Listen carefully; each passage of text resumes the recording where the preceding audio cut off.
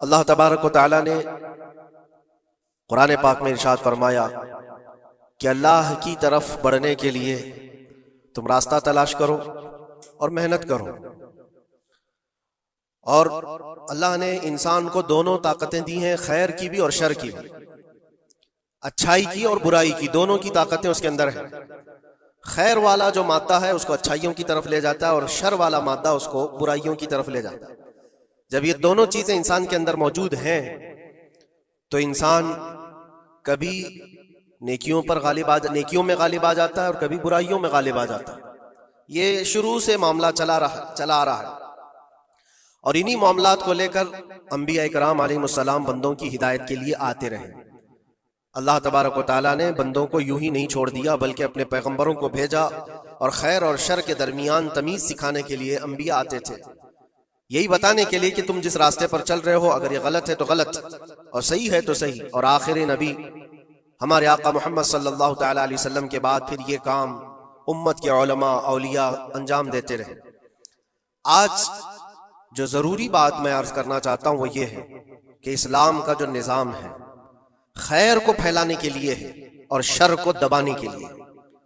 इस्लाम पूरी ताकत इस पर लगाता है कि खैर का नशर हो, उसकी तबलीग हो और बुराइयों से लोग बचें।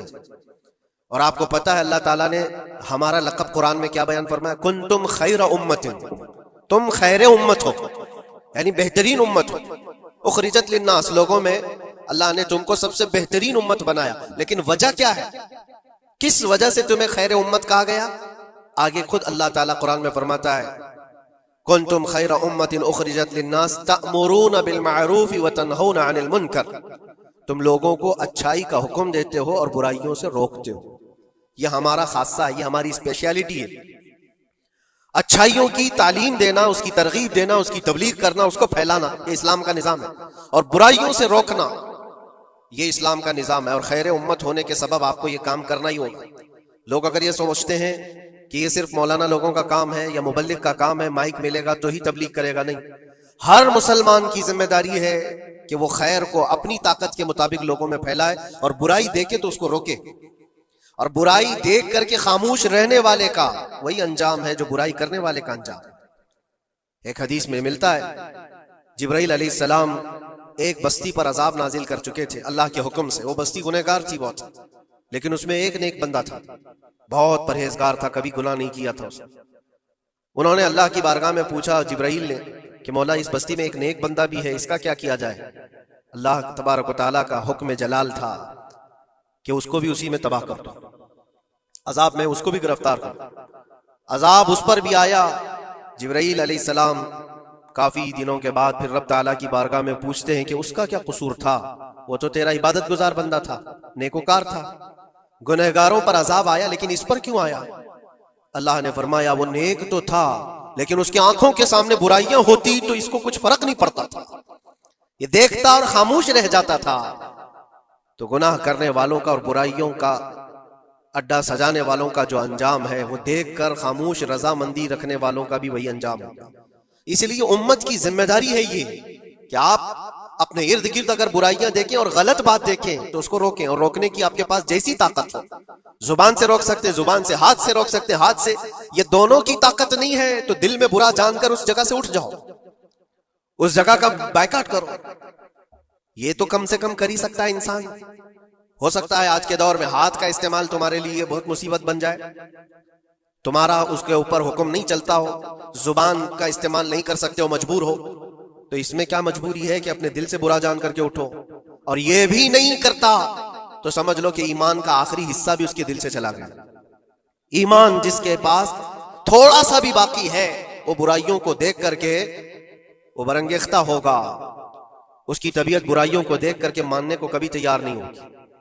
इसलिए खैर उम्मत का जो स्टेटस है उसको मेंटेन करना जरूरी है।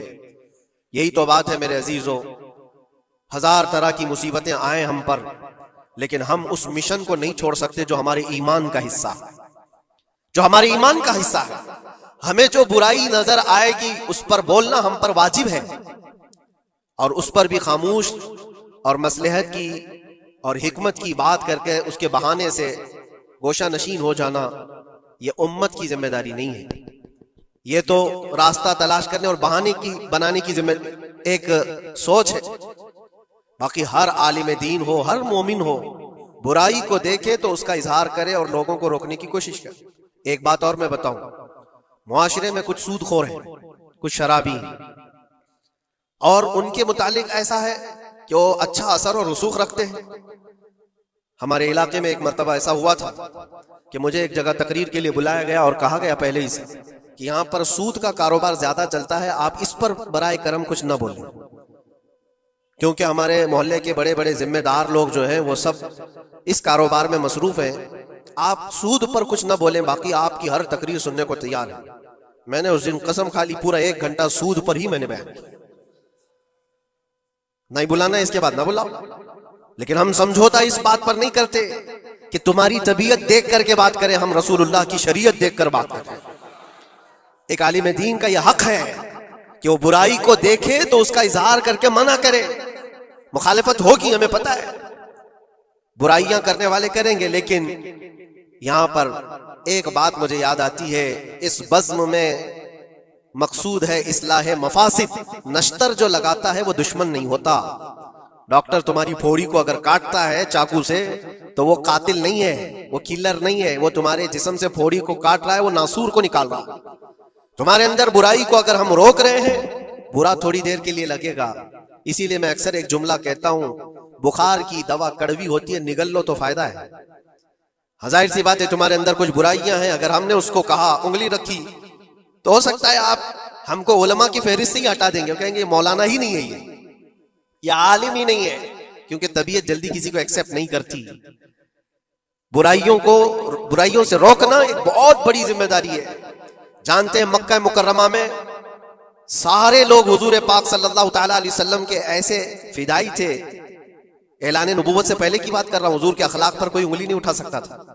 जितनी अच्छाइयों का हुजूर ने हुक्म दिया, सबको वो एक्सेप्ट करते थे, मानते भी थे, लेकिन जहां बुराइयों के लिए रोका कि ये गलत है, उसको एक्सेप्ट करने को तबीयत नहीं मानती। इतने सालों से हम करते आ रहे हैं, अभी आप आकर रोक रहे हैं, यही तो दुश्मनी शुरू हुई। और हम यहां पर इसी बात के लिए कहते हैं कि ये अल्लाह के नबी सल्लल्लाहु तआला अलैहि वसल्लम के फरामीन के मुताबिक और कुरान के मुताबिक एक बड़ा जिहाद है। बुराइयों से लोगों को बचाना, रोकना और अपने नफ्स को बचाना, यही जिहाद जिसके मुतालिक हदीस पाक में मिलता है, रजाना मिनल जिहादिल असगरी इलल जिहादिल अकबर। जो जंग होती है ना आमने सामने मैदानों में, इसको हुजूर ने फरमाया ये छोटा जिहाद है, और बुराइयों से लड़ना ये बड़ा जिहाद है। अपने नफ्स से लड़ना जो बुराइयों की तरफ हमें लेकर के जाता है, या बुराइयों से रोकना किसी को, ये बड़ा जिहाद है। यहाँ पहलवानी दिखाना, एक दूसरे को कुश्ती में पछाड़ देना, ये तो ताकत का खेल है, लेकिन किसी को बुराइयों से बाज लेकर के आ जाना, ये बहुत बड़ी ताकत का मुजाहरा करना होता है, बहुत बड़ी। अगर तुम्हारी जुबान से कोई बच गया बुराइयों से, तो समझ लो कि तुमने उसके साथ एक बहुत बड़ा कार्य खैर किया है। अल्लाह के नबी सल्लल्लाहु अलैहि वसल्लम फरमाते हैं हजरत अली से, या अली ला यहदियल्लाहु बिका रजुलन खैरुल लक मिनद दुनिया व मा फीहा। ऐ अली, तुम्हारे जरिए से अगर एक आदमी भी सीधे रास्ते पर आया तो पूरी दुनिया कमाने से बेहतर है, तुम्हारे पूरी दुनिया से बेहतर है। एक आदमी अगर सीधे रास्ते पर आ गया, तो इस्लाम का पूरा निजाम ये है, खैर की तरफ लोगों को बुलाना और शर से लोगों को रोकना। और ये जिम्मेदारी अगर कौम भूलती चली जाएगी तो ये कयामत की निशानियों में से ये भी है। हुजूर पाक सल्लल्लाहु तआला अलैहि वसल्लम ने इरशाद फरमाया, लोग अच्छाइयों का हुक्म देना छोड़ चुके होंगे, बुराइयों से रोकना बंद कर चुके होंगे, हत्ता कि इनके आंखों के सामने रास्तों पर जिना ऐसे होगा जैसे गधे जोड़ा खाते हैं, जानवर जिना करते हैं, इस तरह से इंसान इनके आंखों के सामने किया करेंगे और ये कुछ नहीं कहेंगे। ये तबीयत आती जाएगी तो ये कयामत की निशानियों में से। आज यही हालात तो है। लोग ये कहते हैं कि उनका मसला उनके साथ, हम क्या कहें उनके लिए। नहीं मेरे अजीज, मैं जो बात कह रहा था वो बीच में रुक गई। माशरे में कभी सूदखोर होते, शराबी होते, बहुत सारे, और गलत कामों में वो मुलविस हैं। क्या चीज है उनको तौबा करने पर, वो वापस आने पर मजबूर नहीं कर रही है? कौन सी चीज है जो उनको उनके गुनाह पर बढ़ावा दे रही है? क्या चीज है? कभी आपने सोचा? वो चीज यही है हम सब की। मुआशरे में अगर वो गलत था तो हमने उसके साथ दोस्ती वैसी ही बनाई रखी जैसे पहले थी। उसको एहसास होने ही नहीं दिया कि तूने गलत किया है या गलत कर रहा है। उसका मिलना जुलना उठना बैठना सब अच्छे लोगों के साथ वैसे ही चल रहा है, इमाम साहब भी मिल रहे हैं, उसको सारा रिस्पेक्ट वैसे ही मिल रहा है, तो वो यही समझता है मैं जो कुछ कर रहा हूं अच्छा कर रहा हूं। और अगर कौम की तमाम जिम्मेदार लोगों ने एक बात ये तय किया कि तू ये गलत कामों में है, हम आज से तेरे साथ कोई ताल्लुक नहीं रखेंगे, कभी तेरे साथ किसी दावत में ना आएंगे ना बुलाएंगे, इससे होता क्या है, लोगों को ऐसा लगता है कि हम बाइकआउट का कोई मिशन चला रहे, नहीं, इससे उसको एहसास होता है कि मैं मजलिस में बैठने के लायक नहीं हूं, मैं तौबा कर लूं ताकि बैठने के लायक बन सकूं, इन बुराइयों से बाज आ जाऊं। और तुम्हारे मिलन जुलन की वजह से ये सारे आज लोग पहले छुप करके करते थे, आज ओपनली ये सारे काम करने लगे। लोग जो है पहले डरते थे कि कौम में लोगों को पता चल जाए मेरा धंधा क्या है तो पता नहीं मेरे साथ लोग कैसा सुलूक करेंगे। आज वो निडर है, शेर है, कुछ नहीं होता। आज लोग जिसके पास पैसा ज्यादा है उसकी इज्जत करते हैं, उसके साथ सांठ गांठ वैसी होती है, सब अच्छे लोग भी उसके यहाँ आते हैं जाते हैं, सब होता है। अजीजा ने गिरामी वकार, बुराइयों से रोकने का निजाम जो हमारा खत्म होता जा रहा है, ये कयामत की बड़ी निशानियों में से। आज आपकी और हमारी जिम्मेदारी इतनी तो है कि उन महफिलों से अपने आप को दूर कर लो जहां ये सारे काम हो रहे हैं। गलत जो भी है उसको तुम्हारा दिमाग खुद ही पहचानता है गलत क्या है। अल्लाह ताला ने इतनी हिदायत हर बंदे को अता की, हर बंदे को। अल्लाह ने कुरान में फरमाया, अलम नजअल लहू ऐनैन व लिसानन व शफतैन व हदैनाहुन नजदैन, हमने दो चीजें ऐसी नहीं दी हैं तुम्हें जो खैर और शर को पहचानती हैं। हर इंसान, आपको किसी ने बताया नहीं कि आग गर्म होती है, बचपन से बताया नहीं जाता है। इंसान अपनी खुद तजुर्बात से या देख देख करके समझता है, वो आग में हाथ डालता नहीं है। क्या उसकी कोई ट्रेनिंग दी गई है बचपन से कि आग में हाथ डालना नहीं चाहिए? तुम्हारी तबीयत ने खुद ही फैसला किया है कि ये जलाती है चीज, ये गर्म है, ये नुकसानदेह है। तो ये हिदायत अल्लाह ने हर बंदे को अता की है। क्या आपने अपने बच्चों को या आपको किसी ने बचपन से सिखाया है कि जो गंदगी है, जो गलाजत है, पखाना हो, गोबर हो, ये नहीं खाया जाता? ये चीजें सिखाई नहीं जाती। इंसान की तबीयत में है कि उसको एक्सेप्ट नहीं करती तबीयत, दिमाग खुद ही कहता है ये गंदी है, ये बुरी है। तो इतनी हिदायत तो अल्लाह की तरफ से है खैर और शर को पहचानने की। और कुछ ऐसी बारीकियां हैं जिसको उलमा बयान करते हैं, ये बुरा है और ये अच्छा है। अजीजा ने गिरामी वखार, आज उम्मत की ये बहुत बड़ी जिम्मेदारी है जिसको फरामोश किया जा रहा है। इस जिम्मेदारी को ऐसा नहीं है कि सिर्फ उलमा निभाएंगे, अवामुन नास को भी इस जिम्मेदारी पर आना चाहिए। आवाज हर बुराई के खिलाफ उठाओ, और यहां तक कि इस पर अगर तुम्हारी मौत भी आती है तो वो शहादत की मौत है, वो शहादत की मौत है। बुराइयों से रोकते हुए अगर कोई कत्ल हो गया या अगर कोई दुनिया से इंतकाल कर गया तो उसकी मौत को शहादत की मौत करार दिया गया। यहां तक कि एक हदीस में यह भी मिलता है कि कोई बंदा हुजूर पाक सल्लल्लाहु तआला अलैहि वसल्लम के बताए हुए तालीमात को लोगों तक पहुंचाने का सफर कर रहा था, लोगों को अच्छाइयों का हुक्म देने का सफर कर रहा था, बुराइयों से रोकने का सफर कर रहा था। इस दौरान उसका इंतकाल हो गया तो हुजूर फरमाते हैं उसका दर्जा नबियों और शहीदों के बीच में होगा। कयामत के दिन उसको दरमियानी हिस्से में रखा जाएगा, नबियों और शहीदों के बीच में, क्योंकि एक बहुत बड़ी जिम्मेदारी उठाकर चल रहा है, बहुत बड़ी जिम्मेदारी। अब ये जरूरी नहीं आज मुझे ये माइक मिला या कोई बहुत बड़ा प्लेटफॉर्म मिला जो मुझे लोग सुन रहे हैं, हमारी जिम्मेदारी बड़ी है। आपको आपके घर के बच्चे सुन रहे हैं, आप किसी जगह पर मैनेजर है तो आपके मातहत रहने वाले जो काम करने वाले हैं वो आपको सुन रहे हैं। कुल्लुकुम मसऊलुन अन रिअयतिही, ये हदीस पाक में, तुम में से हर कोई जिम्मेदार है अपने मातहत रहने वालों का, तो उनको रोकना तुम्हारी जिम्मेदारी है। अगर पूरी दुनिया को नहीं रोक सकते, पूरे मोहल्ले को नहीं रोक सकते, अपने मातहत रहने वालों को तो रोक सकते हो। अपनी औलाद को, अपने आसपास वालों को जो तुम्हारी बात एक्सेप्ट कर सकते हैं उनको तो रोको, उनको बुराइयों से रोकना ही तुम्हारी जिम्मेदारी है। मुआशरे का निजाम जो आज डिसबैलेंस है उसकी एक बड़ी वजह यह है कि हमने इस जिम्मेदारी को छोड़ दिया है।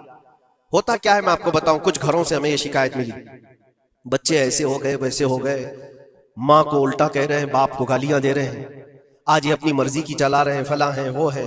कब तुम्हें ये होश आ रहा है? जब वो 20-25 साल के हो गए। 20-25 साल से तुम सिर्फ और सिर्फ उनको वॉच करते रहे, देखते रहे, और जब बिगाड़ आ गई तब आपको ख्याल आया कि ये बिगड़े हुए हैं।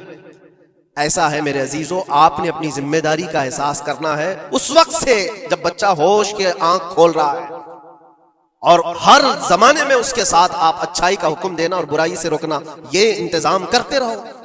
ये मत सोचो मेरा बच्चा बहुत अच्छा है, कभी आंख उठा करके नहीं देखता किसी, तो अच्छा है, लेकिन उसको अच्छे को भी नसीहत की जरूरत है। इंसान की तबीयत है। मैं आपको बताऊं, इस कायनात में सबसे अच्छे लोग कौन थे? सबसे अच्छे वो रसूलुल्लाह के सहाबा, उनसे अच्छे कोई है? और ये मिलता है, बुजुर्गों ने फरमाया क़यामत तक जो सबसे अच्छे पैदा होने वाले थे, अल्लाह ने उनको चुन करके रसूलुल्लाह का सहाबी बनाया। सबसे अच्छे लोग थे वो, सबसे अच्छे। लेकिन उन सबसे अच्छे लोगों को भी रसूल पाक सल्लल्लाहु अलैहि वसल्लम 8 दिन से ज्यादा गैप नहीं देते थे, उनको नसीहत करते रहते थे। जो दुनिया के सबसे अच्छे लोग हैं उनको नसीहत की जरूरत है, तो इस बिगड़े हुए दौर में हम सबको कितनी जरूरत है? वो सिर्फ आपको नहीं, मुझे भी जरूरत है। हम भी ढूंढने के लिए निकलते हैं किसी मशाइख के पास, बैठे वहां पर उनकी नसीहतें हमारे दिल पर असर करें। अज़ीज़ा ने गिरामी वक़ार, इस जिम्मेदारी से आप कभी अपने आप को सुबुकदोश मत करना, 8 दिन के लिए भी नहीं। अपने मातहत जो है कोई ना कोई चीजें उनको अच्छाइयों का हुक्म देते रहे। इसका असर यह होगा कि अल्लाह की बारगाह में कल आपकी पकड़ नहीं होगी, आपने अपनी जिम्मेदारी पूरी की। वरना क़यामत के दिन ये तुम्हारे नीचे रहने वाले खुद तुम्हारे खिलाफ मुकदमा करेंगे। यहां तक कि एक रिवायत में ये भी मिलता है कि एक बंदा अल्लाह की बारगाह में ये मुकदमा कर दिया था कि मेरा पड़ोसी जो आज जन्नत जा रहा है, ऐ अल्लाह उसको तू जन्नत भेज रहा है, मेरे पड़ोस में रहता था, उसकी नमाजें पूरी हैं। फरिश्तों के जरिए से कहा जाता है हाँ उसकी नमाजें पूरी हैं, हिसाब में मुकम्मल है। तो ये मुकदमा इस बात पर करता है कि अल्लाह उसको रोक दे, इतनी दिन वो नमाज पढ़ता था, एक दिन मुझे बुलाता नहीं था, खुद अपनी नमाजें तो पूरी कर लिया लेकिन मुझे एक दिन नहीं बुलाया, मैं आज जहन्नम में जा रहा हूं।